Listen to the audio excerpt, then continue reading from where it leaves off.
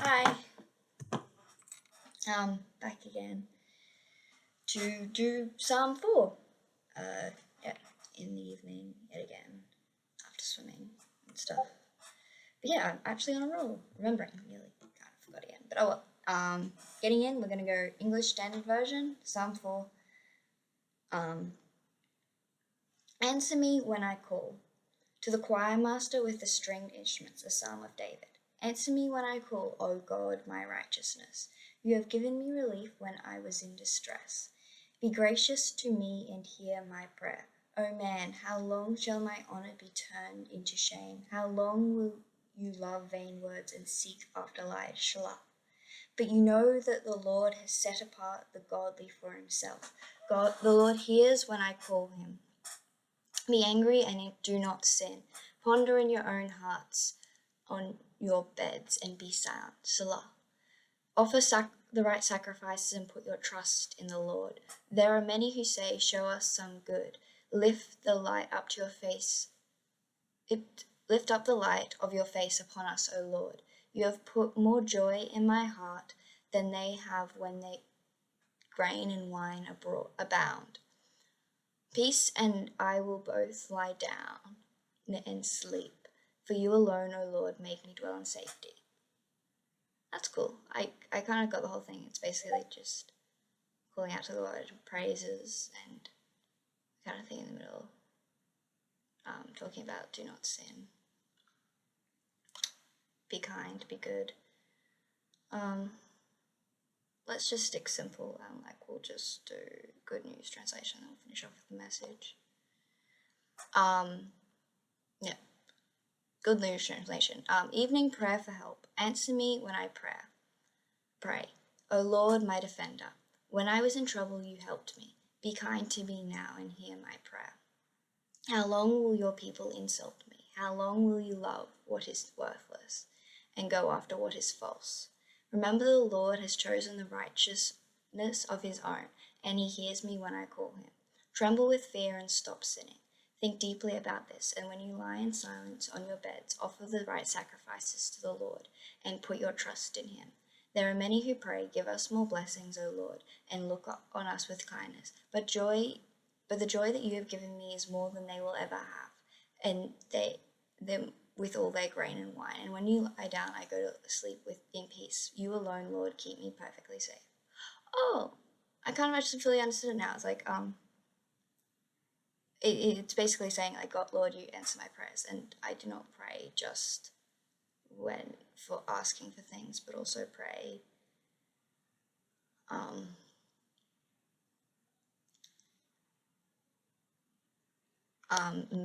so that I sin no longer and yada yada yada. Basically, it's like you don't just pray to the Lord asking for things. You pray asking for everything, and you offer up your anger, your emotions. You offer everything up to the Lord, and you receive peace and love and joy in return. You don't receive material things from the Lord. You receive unmaterial things, and sure, sometimes those things help you achieve material things. Like I have achieved wisdom and intelligence. Like I've received wisdom and intelligence, which makes it makes me smarter, and it's kind of good to be intelligent in this kind of world. But it also means I'm hardworking and I'm kind, and it means I'm looked for. The world. Anyway,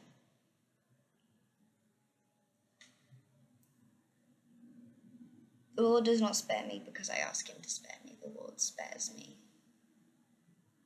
because I don't always ask him of that. I ask to make myself better, because as much as everyone's worthy of his love, it doesn't mean we're deserving of his love. We're worthy because he chooses us to be worthy. We're good because we choose to follow him, and he makes us good.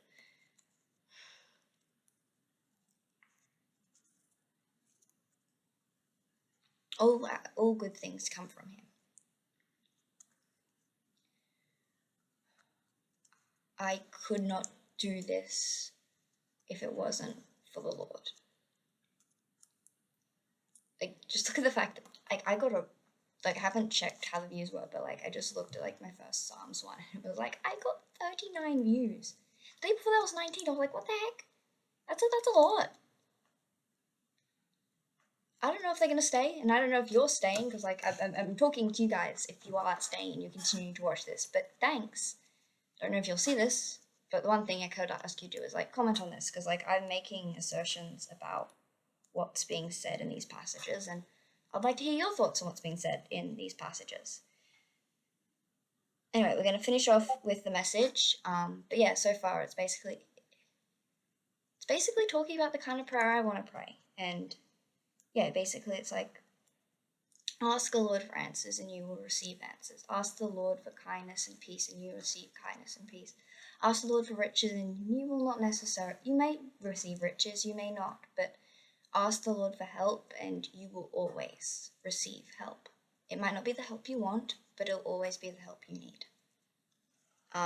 When I call, give me answers, God, take my side. Once in a tight pace you gave me room. Now I'm in trouble again. Grace me, hear me. You ramble, how long do I put up with your scorn? How long will you lust after lies? How will you live crazed by illusion? Look at this, look who got picked by God. He listens to the split second I call to him. Complain if you must, but do not lash out. Keep your mouth shut and let your heart do the talking. Build your case before the God and wait his verdict. Why is everyone hungry for more? More, they say. More, more. I have God's more than enough. More joy on one ordinary day than they will get in all their shopping sprees. At day's end, I am ready for sound sleep. For you, God, have put my life back together. Okay, oh my goodness. Especially that last part. It's like, for you, God, put my life back together. It's like, yeah, that is 100% accurate. This is like, oh, the message is like, it's always a bop to read, but like this was a really good translate. This is what this passage was about. It's like, you ramble, how long will I put up with your scorn, and how long will you lust after? It's basically saying, it's like, how long will people of the world ask for things that will hurt them? How long will people go after things that will harm them? How long will people go about thinking they don't deserve anything? How long will people go around self-destructing? Because the truth is, God put my life back together. I, last year, was spiraling dangerously out of control. And sure, I went to church, everything, and I tried and I tried, but it wasn't enough. I wasn't really there. I wasn't all there. But I held on. And the only reason I held on and didn't completely spiral out of control is as I knew God was with me, and eventually I kind of realized God was with me, and that meant I didn't need to put up with it. I didn't need to slog through uni. I could go do what I wanted to do. The Lord was with me, and that is honestly what gave me the confidence to start this, because it's like, the Lord's with me. That's what he's wanting me to do, so I'm going to do it and see where this takes me. For you, God, have put my life back together. And I'm hoping by sharing my story and putting this out there, God will put your life back together. And you won't have to live in the darkness anymore. You won't have to live in fear anymore. You won't have to live scared anymore. You won't have to just survive. You can actually live and thrive and grow and become beautiful. Truly beautiful. The beautiful you want to be, and beautiful in the sense that everyone else will see it, and to the point where no one can turn you down anymore. Because you might not feel beautiful right now. You might not be beautiful right now, but as long as you grow, you're a flower waiting to bloom. Just put your trust in the Lord, and it'll be a hard process. It'll mean giving things up, but in the end, it'll be worth it, because you'll be better off without them. You will feel better without them. Like, Do I still miss karate? Yeah. But honestly, I became more violent doing karate. Like that's not everyone's thing. I'm not saying I'm not doing anything against karate. Karate is awesome. All more power for you if you can do it, and do it. And I enjoy it and I love it. But honestly, it was making me more of a violent person, and I already have very violent, intrusive thoughts. That probably wasn't good. Like I've had violent, intrusive thoughts my whole life. Learning how to be violent probably wasn't the healthiest thing. It encouraged the intrusive thoughts, and maybe one day I'll be able to go back and I'll be fully healthy and be able to go back and learn karate again, because that would be awesome. I would love to go back and do it. But stopping it, one of the best decisions I ever made. I no longer have the urge to stab random people on the street. Like maybe there's a different correlation because my mental health is just better all around this year, but also at the same time, karate was feeding my aggression. It wasn't, instead of being a release for my aggression, it fed it, which isn't healthy. So yeah, like for everyone it's different, but listen to the Lord and it gets better. One day you'll look back and you'll wonder when the days and the good days start outnumbering the bad. But it will happen. Just keep going.